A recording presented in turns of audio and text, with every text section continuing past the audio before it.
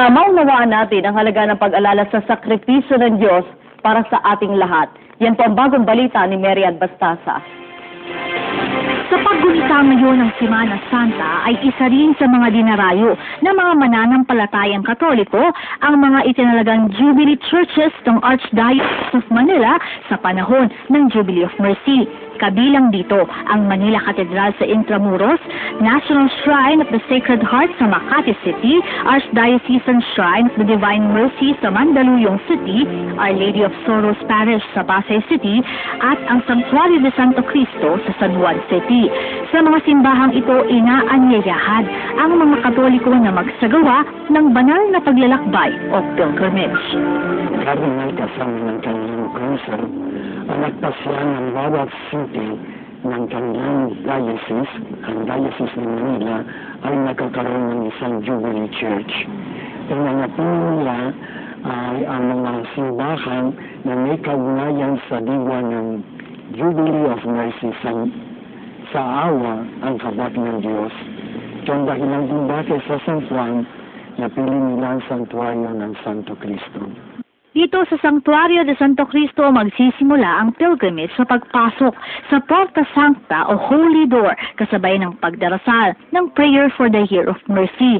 May bahagi rin kung saan ipinagdarasal ng mga pilgrims ang mga yumauna sa Conventual Cemetery at humahalik rin sa poon ng Santo Cristo. Sa pagsyan ng Jubilee Church, gusto nila na tayo dadaan sa Holy Door, ang Door of Mercy. Maybe sabihin, huwag tayo galing sa labas. Papasok tayo sa isang banal na lugar. Papasok tayo sa pamagitan ng pinto ng awa, ng pinto ng kabak ng Diyos.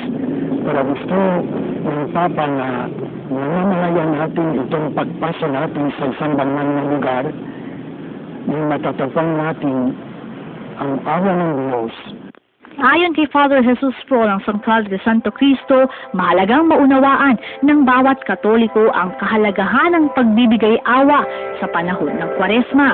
Lalo pat ito ang panahon na mas ipinapadama sa atin ng Panginoon ang kanyang walang hanggang habag at pagpapatawad. Ang sinasabi ko sa kanila ay dapat sila lumihos sa harap ng Diyos. Hindi naman lumihos sa taho, kundi sa puso, upang malaman nila ang gandang pasalukuyang katahuan, malaman nila kung sila ay nawain katulad ng awa na pinapatulog pa sa kanila ng ating Panginoon. Yan ang inundin ko sa kanila. Ang sandali dito sa simbahan, lalo na sa harap ng ating patron, Santo Cristo, ay para tumingin sa ating sarili, pagkatapos tumingin sa Kanya, ang nakita kung saan ba tayo, kung gaano kalayo tayo sa pagmamahal ng Diyos sa atin. Ilang grupo ng mga pilgrims ang ating nakapanayam na tila naging panata na ang pagsasagawa ng banal na paglalakbay sa mga simbahan. Para sa kanila, ito ang paraan nila ng paghingi ng tawad, pasasalamat at higit sa lahat, paglapit sa Panginoon. Hindi may kami ng holiday kasi holiday ngayon. Gusto namin na magkaroon ng indulgence